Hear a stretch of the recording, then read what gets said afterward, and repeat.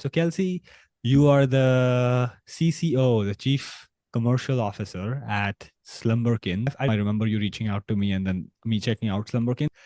It is a toy brand, but it's not a toy brand in the sense that it's more about emotional learning and so on. Do you want to maybe give like a quick 30-second pitch of what Slumberkins is? Absolutely. So Slumberkins was founded by Kaylee and Kelly. They were working in the school system as a therapist and an educator when they both ended up on a shared maternity leave and started dreaming up of a way to help improve the connection between home and school when it comes to children's emotional wellness. And they started learning how to sew and created this whole world of creatures where each creature helps kids learn about their feelings. And so we have 15 core creatures that all represent a different emotion, and the plush creature is tied with the books as well as daily affirmation to help kids create a strong inner voice. So our core offering is that plush with two books. And then there's a bunch of different tools to support parents, teachers, and kids on their emotional journeys. I love that. Awesome. Such an interesting angle to such a like a mission focused angle to toys that I love that, and that's why I wanted to chat with you today. Tell me more about your story at the brand, and then maybe like touch a little bit upon where how does influencer marketing sort of how did this even come about, like before Saral, like how did that conversation even start internally? Like maybe tell us a little bit more about that. Absolutely. So Slumberkins actually kind of got its start unofficially in influencer marketing before this was a full-fledged marketing funnel. Kaylee and Kelly would show up on organic social media channels, sharing the plush and sharing what they've sewn and what they've written. And they started to create this very organic customer base of moms primarily and other teachers who fell in love with the product and fell in love with their mission. And continued on this very organic influencer marketing way for several years in the early days of the brand. And then when I came on board, there was a little bit of an affiliate program going on, looking to drive sales, obviously, through influencer marketing. And then when that part of the business came under me, we wanted to really revision the influencer marketing more as like an ambassador program used to drive storytelling about the brand, which is a little bit more difficult to get across in a D2C environment, given the complexity of the product. And so using it to do storytelling, using it to ideally drive sales through affiliate, leverage some UGC in our advertising, and really just build out a full ecosystem around what the brand really got its start in.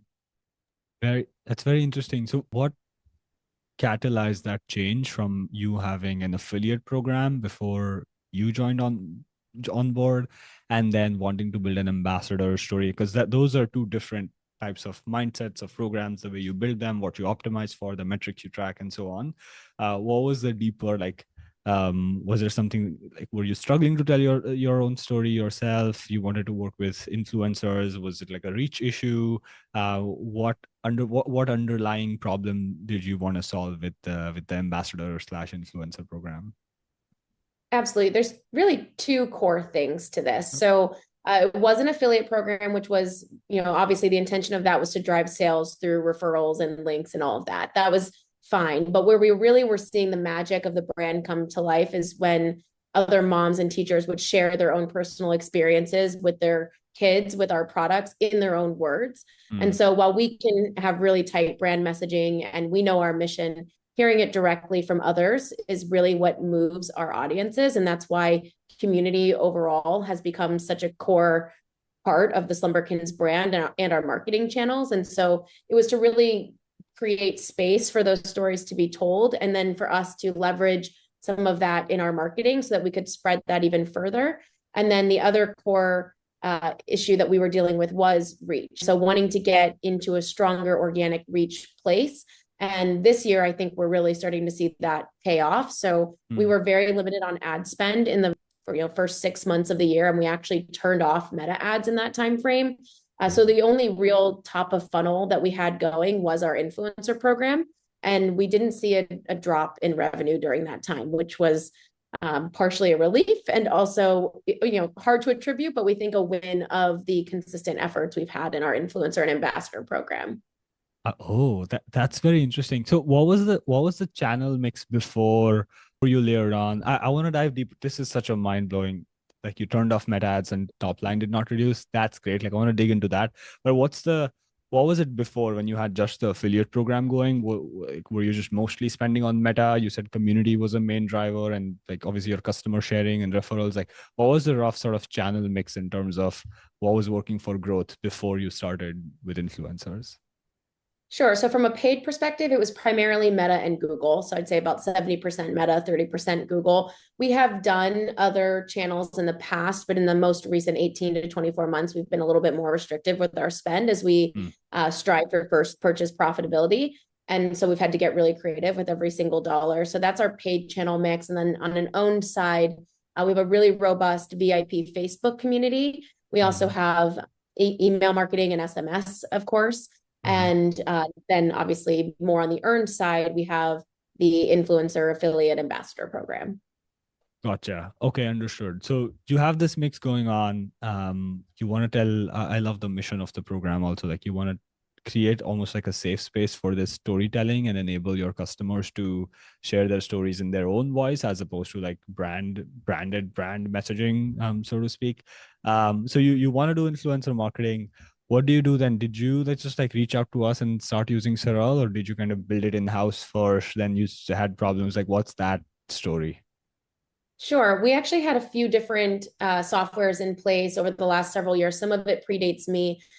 We had kind of full-blown affiliate programs. Then we went really, really simple with just Growth Hero, which was just affiliate. There was no UGC, very minimal tracking, no way to really engage a community. Everything was very manual. I think what was really fueling our search for a software to help us was the fact that operationalizing influencer is a very big lift. And so just giving a code is one piece of it. There's also obviously the prospecting and finding new influencers to reach. There's the actual gifting and getting the orders out the door. Then there's the tracking and the reporting, and just all of that was very cumbersome. And we are a really small team, and so we needed to get more creative. And I can't remember how I came across Saral now, but Yeah. when I demoed it, it was very clear that a lot of these things that we had a manual resource doing every single day could be operationalized and in a lot of cases automated. That was what was most appealing because we really hadn't had a software that could help us full funnel with influencer. I like that. What was the, if you remember the early days, I think almost like a year ago now, right? What was like first impressions of Saral? What were your favorite features? Do you remember something that comes to mind? Like, whoa, this is Yes, such a big yes, unlock. yes. One thing in particular comes to mind, and I think I've shared this with you before. What was really unique about Saral on the prospecting side of things is that Mhm. when you're working with Grin or any other software like that, the influencer has to be in the Grin network and the brand has to be in the Grid network for you guys to Yeah. get connected, other Yeah. than cold outreach and DMs. Yeah. Saral is more of the search engine of Yes. influencer. So you're scraping across the web to get the contact information and the Yeah. engagement data and the content that they've posted. Yeah. And you're bringing all of that into one place and you're Yeah. making it very easy to facilitate that outreach. And to me, that was the big unlock because it brought all influencers to the table, not just the Mm. ones in our direct category and not just the ones that we have relationships with. Mm. Mm. Understood. Okay. And how is it? I love hearing that. I think that's definitely one of the, I mean, I hate talking about ourselves in this interview, but then, yeah, like that is one really just like from like our perspective, that was one major decision we had to make is do we make it like a marketplace where people have to influencers have to sign up, or do we keep it open and you can just work with anybody? And then just thinking from my experience running influencer programs at my agency before I started Saral, it was just like if any influencers are signed up to like 15 of these different tools and they're tired of like having to sign up for one And new one, so we were like, okay, we're not gonna go that route. So I'm glad it paid off, and I'm glad that stood out for you. So okay, you mentioned that you had a man like a person like you were doing it manually before. You had a person kind of managing all the day to day. Then you got Saral. A lot of that got automated. How has that changed how you or your in-house team member who was managing this? How has their time allocation changed? Like obviously you're doing a lot of manual repetitive work before. What has automating that or semi-automating that with Saral enabled you to do now? it's completely shifted our ability to focus, I think, on the areas of influencer that will have the largest impact. So Mm, rather than focusing on do we have code set up, do we have a link made, Did the influencer get their gift? Did we ship it out? Did we follow up? And trying to keep track of all of that in a Yeah. spreadsheet, because so much of that, if not that entire process, has been automated. We are able to then focus on, okay, who are we reaching out to? Why are we reaching out to them? What are we going to gift them? We're making it more intentional up front. And then we're Yeah. also able to reallocate our time to the other side of things, which is looking at the performance, finding the pieces of content that might be strong whitelist contenders, looking for the influencers that are falling in our top and nurturing those relationships, and being able to put time in the more strategic areas of this channel that will help fuel the entire program forward. Understood. So more gone from being more tactical to now more strategic, Yes. because the platform takes care of the specifics. Okay. Yeah, Understood. definitely. Yeah. What are some, so tell me about the results. I want to definitely talk about the meta spend and how that sort of correlates with influencer spend and how you see that effect. But like maybe like let's stepping back from that detail. What are some key sort of metrics you've seen move? Is your CAC higher or lower? Like how I know that there's a lot of backend changes you're making with other channels also aside from influencers. So what are some of the results that you've seen with influencer marketing? How has it impacted the brand overall so far? Yeah, I'd say we break up our KPIs kind of into two different types of KPIs. So the first is all about the outreach. So we're tracking how many people we're reaching out to, how much response we're getting to that, how many we're gifting, and then how many are posting. And then we're also watching post per influencer as kind of a secondary KPI to that funnel. So making sure that we're staying above benchmark in the outreach side of things, and then Mm, ensuring that we're not just doing a one-off gift and they're posting and they're getting a free gift. We want them actually building a relationship with the brand. We want their kids to be experiencing the product and for the families to be experiencing the outcome that comes from engaging with Slumberkins. And so the post per influencer helps us really identify, who's getting to that level of engagement with the brand and with the mission so that we can then nurture them further. And then the second group of KPIs is more of your traditional growth marketing KPIs. So of course, we're looking at CAC. We're also looking at CPC and CPMs for influencers specifically. And so comparing that to some benchmarks. So for example, I was just looking at impressions in Google versus in influencer, and we've gotten over the time frame that I was looking at, 2 million more impressions from our influencer marketing than we have from our Google search ads, which is a great win. And then our cost per click on Google was something like 56 cents versus 16 cents through influencer marketing. So we're watching some of those different growth metrics and seeing how they compare to the other channels. We're not necessarily reallocating dollars based on that, since our program is primarily gifting with a little bit of commission worked in. yeah. But we are using that to guide, okay, we're going to lean more in this. This is what's driving those results. Let's push harder in this area. Yeah, I like that. Oh, okay. I mean, the numbers are super interesting. Actually, like your real cost per click also on influencer is probably going to be way lower than 16 cents because not everybody clicks on the link. And also like Absolutely. another thing is like your even I think you should, I don't know if you've looked at this, but you should go look at your Google CPC before and after influencers. Like I'm pretty Yeah. sure because a lot of people will see like 4 Instagram reels on the weekend. They realize, oh, like there's this brand called Slumberkins. They Google Slumberkins and they click on a Google Yes. ad. The ad gets the click and the attribution, but the influencer drove the demand. So I'm sure like you will see that play out in CPCs and organic search volume and things like that. So have you tracked Yeah. that so far? Yeah, it's been a little bit of time since I last looked at the data, but one thing that we were looking at in GA4 was first click versus last click. And you're right that Yeah. we do see, an influencer UTM as a first click in a lot of cases. And then Yeah. Google does tend to be more middle bottom of funnel for us. And so that or direct to site or email ends up being kind of our primary last click Yeah. attribution. So those Yeah. channels are certainly working together. Yeah, yeah, 100%. And it's always bad to look at any one channel in a silo, right? I think Mhm. influencers just by nature of things are so top of funnel that they drive all the awareness and then eventually everything else is nurturing them towards the purchase. So and I also like that you're tracking the posts per influencer. I think that's a great metric to track. I know we show that in Saral. Have you seen that? You mentioned building relationships with creators, like going deeper, ensuring that their kids are actually liking and using Slumberkins. Like what do any examples come to mind when I say that, like who's like a creator that has become a very strong advocate for the brand that has just really given the brand their all. Like, have you seen some of those more deeper relations? Because it's like seeding affiliate, like it's very numbers driven. Like you send products, people post, blah blah blah. It tends to be very over time. It seems a little bit numbers and spreadsheet heavy. Have you seen some of these like relationships come out? Is there like a story around that maybe you can share? Oh, there's a ton of stories on that we could share. So Yeah. we keep track of our top creators, which we're defining top creators as either they are very brand mission aligned in their content, their actual content is being used in whitelisting ads, and so they're performing really well from a creative perspective. They're driving traffic. So it's a little bit of data and a little bit of do they fit the brand? Are they fitting? Is their content fitting our mission well? Mm, And so right now we have about 20 creators. We're trying to keep that list fairly small mm, so that we can nurture those relationships more closely. So one thing that comes to mind is we had a creator who fell in love with a product called Repair Bear. Repair Bear is essentially yeah. a product that when there's, if you yell at your kid, if you kind of lose it a little bit or something, Repair Bear helps you come back together and repair with your child. And it kind of facilitates an apology and a reconnection after a rupture.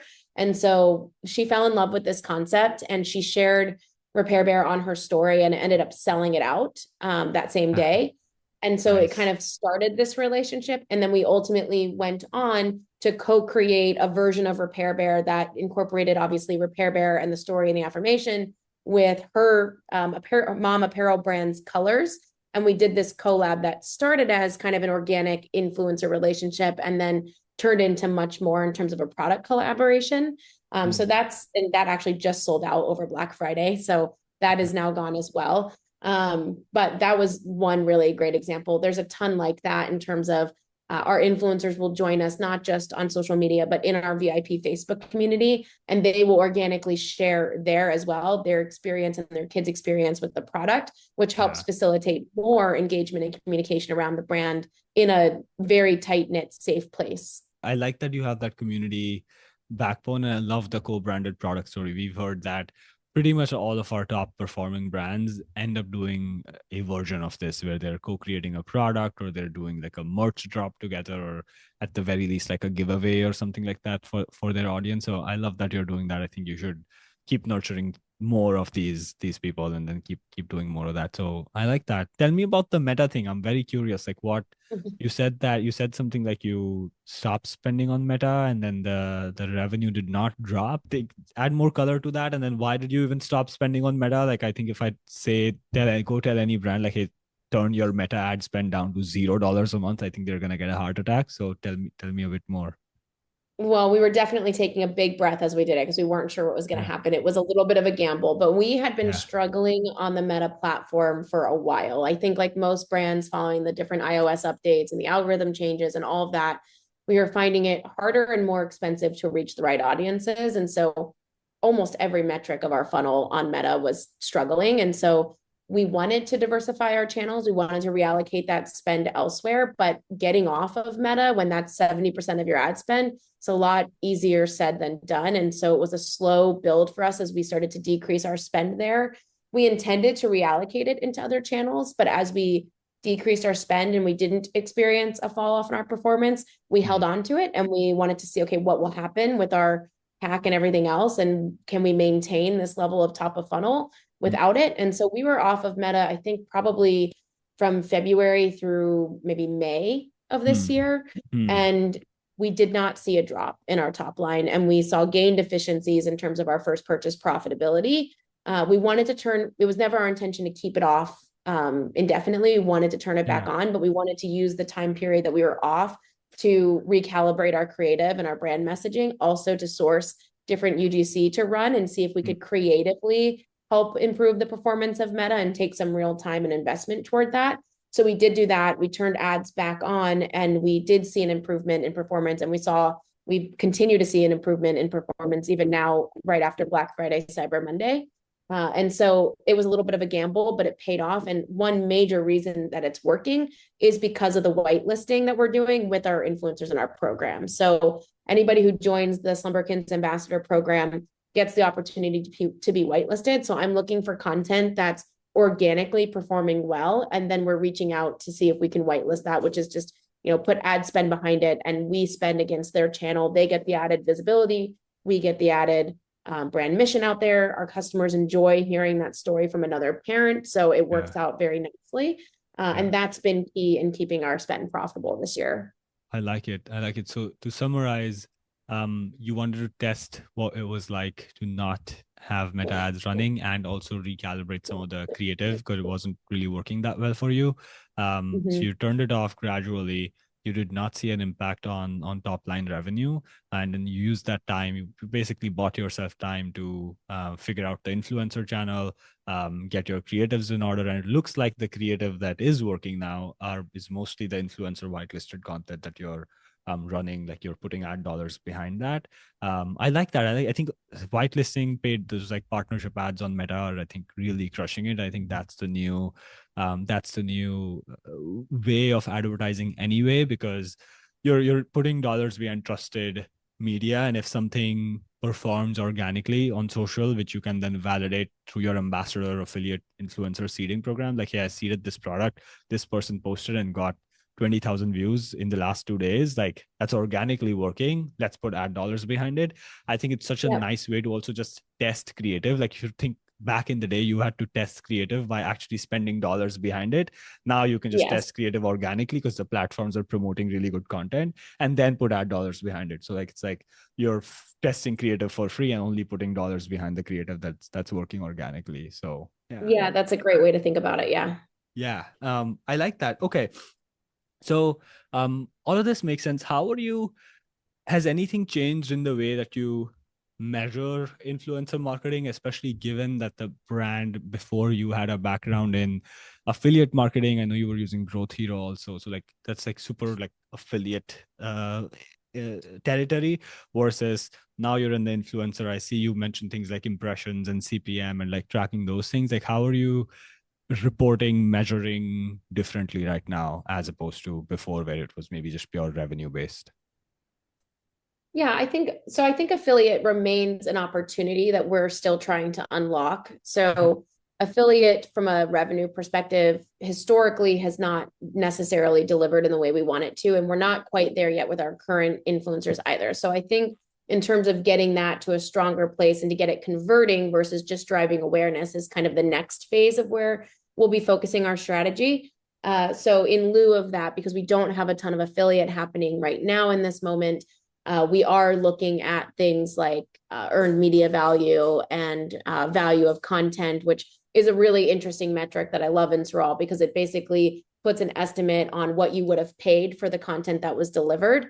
And we're not paying, we're gifting. And so seeing, 6-figure numbers of content value that we are then leveraging across all of our other channels is a really big savings Yeah. and a big has a big impact on our efficiency across all channels. So those are some of the other KPIs that we're looking at and that we're measuring as well. And then Yeah. I'm also really tracking sentiment.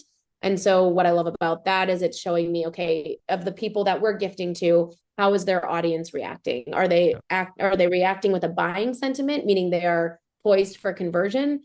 Are they neutral or are they negative? And one of the metrics that we're really happy about is that we are 99% buying and neutral, very, very Ooh, little negative sentiment, which I think speaks to one, the brand and the mission, but also the yes. quality of the prospects that we're reaching out to and gifting. Yeah, yeah, I like that. Okay, that is really good. I think you have a healthy mix of top of funnel, bottom of funnel. Like CPC, for example, is very bottom of funnel, versus EMV is Mm-hmm. like super top of funnel. Content value is top of funnel. I think you have a healthy mix of metrics that you're tracking, and you need to track both to really succeed. I think if you just track either one of them, then you're flying blind in one of those areas. So yeah, okay, that makes sense. Maybe like to sort of like towards the end, I want to maybe discuss what's next. You mentioned, I think, one theme that I've been noticing. You've mentioned the word community a few times over the last like 30 or so minutes we've been recording. Like, how you have the VIP community on Facebook. Like, how are you thinking? How does that play into the whole brand story overall? Do you look at your community? I mean, I clearly look at the Slumberkins community almost as a moat for the brand, in the sense that if I have, let's say, like, hypothetically, there was another exact copy of Slumberkins without the community, and then I'm looking to buy that product, like as a customer, I would buy the product where I have other similar people using it and I can talk to them and chat with them. Maybe about, I'm sure like if in your Facebook group, there's issues that are beyond Slumberkins that get discussed that your Absolutely. ICP has. And that's such a, that's the power of community, right? So I clearly look at it as a moat for your brand. How do you think of community internally? Where is this going in the long term, you think, for you? Community is definitely the backbone of our brand. So our VIP group is really where that comes to life today, but we are always trying to reimagine what community can look like. So our community was really built around a rallying cry for emotional wellness, fueled by and communicated by Kaylee and Kelly. And so Kaylee and Kelly are active in our community on a daily basis. They go live in there. They share their own Nice. personal parenthood journeys. Our community is, although it's, Slumberkins hosted, it is not Slumberkins exclusive. And so parents are sharing all of their trials and tribulations and looking for different things for their playrooms and sharing all kinds of things in our community that go Yeah. beyond our brand. So Yeah. that is something that is near and dear to our heart that we try to bring out in all of our channels. Yeah. And so I think in looking at community with our influencers, we are currently trying to think about a way to build a community for them specifically so that they, as content creators, can have a group of Slumberkins content creators that they can ideate with and brainstorm with and collaborate with and really bring that sense of community in a direct way to the people that we're trusting to communicate about the brand, and also give them access to resources in our team and Kaylee and Kelly in a way that can help educate them on the therapeutic underpinnings of the products and just give them another level of service that makes them feel more like an extension of our team and truly a part of that community. I like that. Nice. Nice. How tell me about influencers. You've taken a few bets this year and they've paid off. Like turning off Meta, huge gamble, like you said. Building the whole like influencer community channel, testing out whitelisting, that paid off. What are some, like if you looking like 12 years into the future, what do you want to do? What's the next big step or two, three big steps that you want to take with influencers going into 2026? I definitely want to get influencers in a place where we have a core group of influencers that are constantly incorporating Slumberkins, not just in a Slumberkins dedicated post, but into their lifestyle. So if you are running errands and you take a cute video of your kid in their back seat before you go into Target, do they have a Slumberkin? Are they holding a Slumberkin? It doesn't need to be called out. We don't need to be tagged. We just want it to be very natural and become a part of their day to day and their lifestyles. And so seeing more content like that would be ideal, and finding influencers where we truly do become a lifestyle brand to them and their families is definitely more ideal. We want things that feel and are authentic, that we never want it to feel manufactured. We're not trying to do direct sales. We're trying to build community, drive brand awareness, and connect with our community.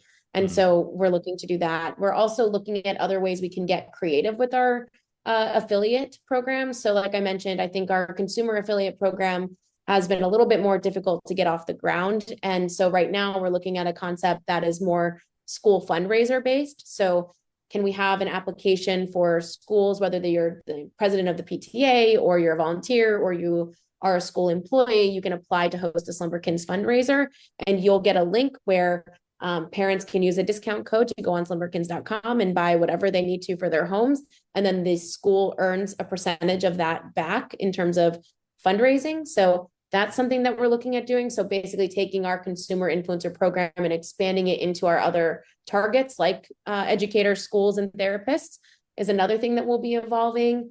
And then we're constantly honing our brand messaging and our product messaging and developing product that will resonate deeply with parents. And so I would love to start using some of our trusted influencers as kind of a focus group for some of that and get early feedback on products as we're developing them and Hmm. include them in the journey of bringing some of the different things to life.